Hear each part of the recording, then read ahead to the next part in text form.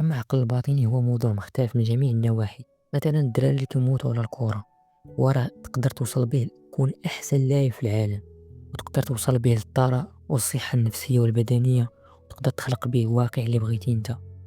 السلام عليكم، كنتمنى تكونوا كاملين بخير وعلى خير. العقل الباطني قادر يحل لك جميع المشاكل المادية والنفسية، مثلا الرهاب الاجتماعي، التوتر، القلق، وبعض الوساوس، ولا عندك شي فوبيا من شي حاجة. كاع هاد المشاكل عقلك قادر يحلها، وقادر يحل حتى المشاكل البدنية. غادي نهضروا في هذا الفيديو على العقل الباطن وكيفاش تحكم فيه. قلت لي درت واحد الفيديو عليه في القناة وكل شيء عجبو. العلماء كيقولوا أن العقل مقسوم على 3 أقسام: كاين الواعي والباطني واللاواعي، وحنا الباطني هو اللي غنهضروا عليه في هذا الفيديو. باختصار، عقل الواعي هو اللي كيدرك أي حاجة حداه من خلال الحواس، هو اللي كتحرك به صباعك باغي تمشي لشي اتجاه.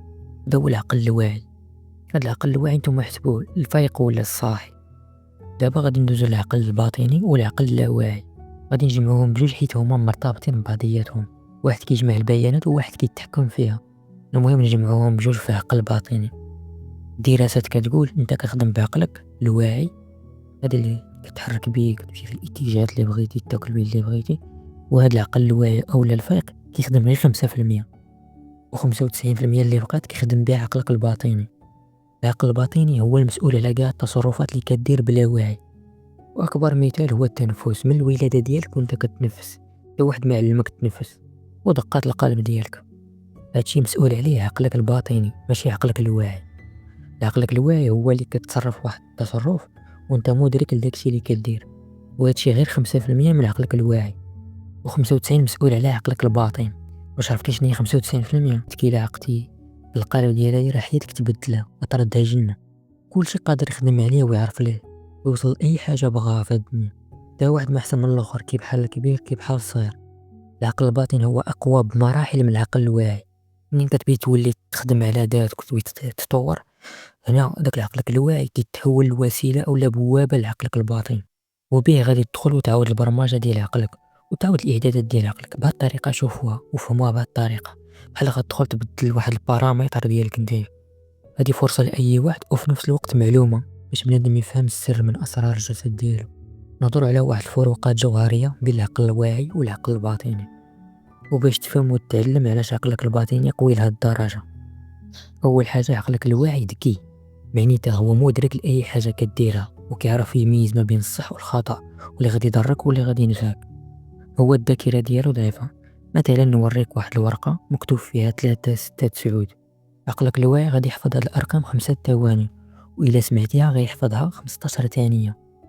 معنيتا الذاكرة البصرية 5 ثواني والذاكرة السمعية 15 ثانية. المهم هو العقل الواعي ما يقدرش يحفظ هاد الأرقام أكثر من 15 ثانية. هاد المعلومات كان خصنا نعرفوها وحنا صغار، كان خصو يعلموها لينا، ولكن هادشي ما يعلموش ليك في المدارس حيت الأغلبية ما عرفاش علاش مطبوخة. المهم ذاكرة العقل الواعي ضعيفة، ولكن يقدر يسترجع الذاكرة من العقل الباطن. غادي يرجعها من العقل الباطن، ولكن هو باش يقدر يخزنها ما تفوتش 15 ثانية. كاع الذكريات اللي تقدر ترجعها واللي ما تقدرش ترجعها كاينه في عقلك الباطن. العقل الواعي ضعيف، المقصود هنايا هو ما عندوش القدرة اللي تخليه يأثر عليك، ما يقدرش يأثر عليك في صحتك ولا في نفسيتك ولا في الظروف اللي محيطة بك. وهذه أخطر حاجة اللي غتعرفها على العقل الباطن. هي عنده الحل ديال المشاكل كاملين ديالك النفسية والجسدية، ويقدر يغير لك حتى الواقع ديالك واخا تكون الظروف ديالك كما كانت. المهم منين عقلك الواعي كتقول به انا فرحان، هاد الجملة اللي قلتي بعقلك الواعي ما عندها حتى شي تأثير على نفسيتك باش تخليك فرحان، وانت في هذيك اللحظة حزين بحال كتنافق راسك. وهنا فين كيجي الدور ديال الوعي، ماشي عقلك الواعي، هذا الوعي ماشي عقلك الواعي. عقلك الواعي هو العقل الصاحي، حيت الوعي هو الموجه اللي كيتحكم في عقلك الواعي باش يفتح به العقل الباطني. مثلا عاوتاني شي واحد يقول لك مثلا تيبغي يقول انا تايق في نفسي، ما غاديش تولي تايق في نفسك. كاينين امثله بزاف. مثلا عندك شي فوبيا من شي حاجه كتحاول ما امكن تخلص منها، مثلا باغي تخلص من الخوف ولكن ما كتقدرش، بكل بساطه حيت عقلك الواعي ضعيف. معنيته عقلك الواعي ذكي، ولكن الذاكره ديالو ضعيفه ومحدوده وما عندوش تاثير عليك، ولكن هو واحد نقطه الوصل وبوابه لعقلك الباطن.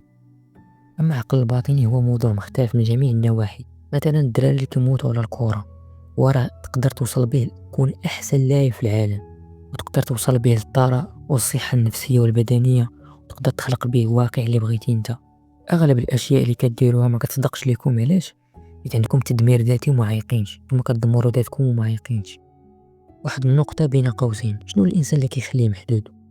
هما الافكار ديالو، وهاد الافكار هما الجسد الفكري، حيت ما تقدرش يتخطى الافكار ديالو، وحيت ديما كينسجم هو غير مع المنطق والدلائل، والى حس بالمشاعر كيخاف وتقول هادشي ماشي طبيعي. يعني انت خاصك تكون متوازن بين المشاعر والافكار.